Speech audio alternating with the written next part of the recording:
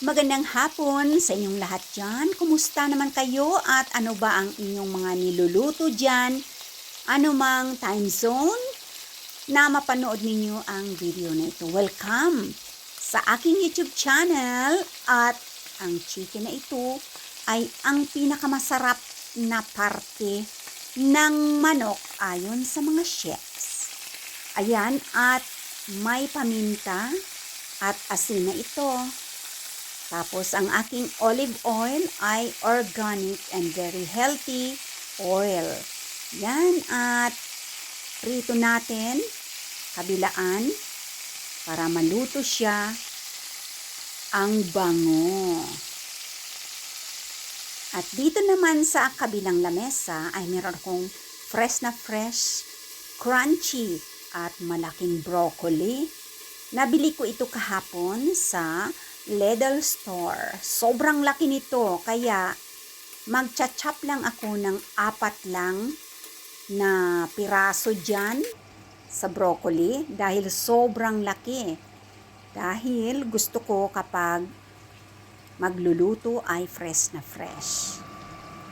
Luto na ang ating chicken. Nabaliktad ko na ang bango ng aking mga spices. At isi-set aside ko muna itong chicken para hindi naman siya ma-overcook. Sa parehong kawali, dahil napaka-healthy ng aking olive oil, yan na rin ang aking gagamitin sa broccoli at iba pang sangkap na ilalagay ko sa pagluluto natin ngayong hapon. Kayo dyan, ano ang mga favorite ninyo na mga gulay? Eto na green pa rin at malambot na ang broccoli. Ang bango. Nakakagutom na. At syempre, maglalagay ako ng purple onions, ang aking pinaka-paboritong sangkap dito sa aking kusina. Palaging puno ng onions, white onion, matamis-tamis, at ang purple onion and bawang. Set aside ko rin para hindi siya ma-overcook. At nandyan rin ang chicken. Nakakagutom na talaga. At ito na ang ating sibuyas.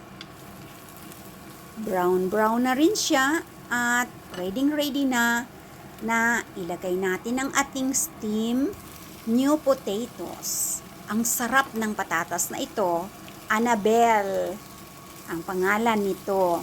Kaya ito ang palaging binibili sa store dahil malinamnam siya at para siyang malagkit. Ang sarap! Ayan, Annabelle patatas. At ibalik na natin ang ating broccoli para keep hot ang ating pagkain. Maglalagay tayo ng konting soya sauce na gluten-free para sa additional na seasoning at lasa ng ating nilulutong ito. Kumain na ba kayo dyan? At ano ang inyong mga niluluto dyan? At ibabalik ko syempre ang ating chicken para continuous siya na hot. Para bago dumating ang kainan ay mainit pa rin ang ating pagkain dito sa kawali. Ayan, ang ganda na at nagugutom na ako.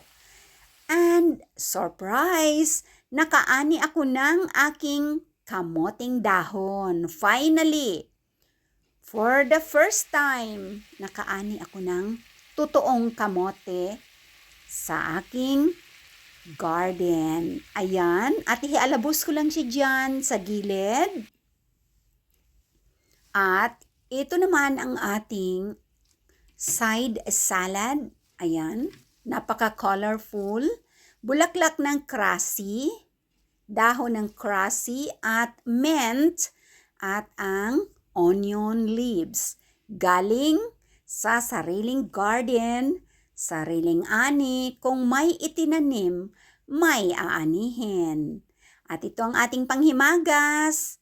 Nabalatan ko ng mansanas at nakapitas ako ng ilang pirasong strawberry sa aming garden. At itong maliliit na strawberry ay wild strawberries and grapes, of course. Maglalagay na tayo sa plate ng ating colorful na salad. Ang ganda ng kulay. Orange na orange. Ayon. Ang purpose ng pagtanim ng cressy, ang bulaklak na ito ay lasang paminta at ang kanyang dahon napakasarap. Ayan, at kaya maraming itinanim dahil ang purpose ay para may salad. At feta cheese at may spices na rin and olive oil ang ating pang-topping or pang-dressing. Ayan, ang dami kong nakuhang wild strawberries sa field, yung maliliit, at ang grapes naman ay napakatamis. Ready na ang ating unang plating dahil tamang-tama. Dumating na ang ating palangga at kakain na siya. Ayan, ang feta cheese, olive oil at may mga herb spices na sa loob ng feta cheese na yan. And of course, very healthy na olive oil. Ayan ang ating settings. Ang sarap, nakakagutom. Hindi na ako makahintay. Gutom na ako. Let's eat, guys. Bon appetit sa ating lahat-lahat. Thank you for watching. And don't forget to hit the like button, comment, and share. See you again next time. Bye!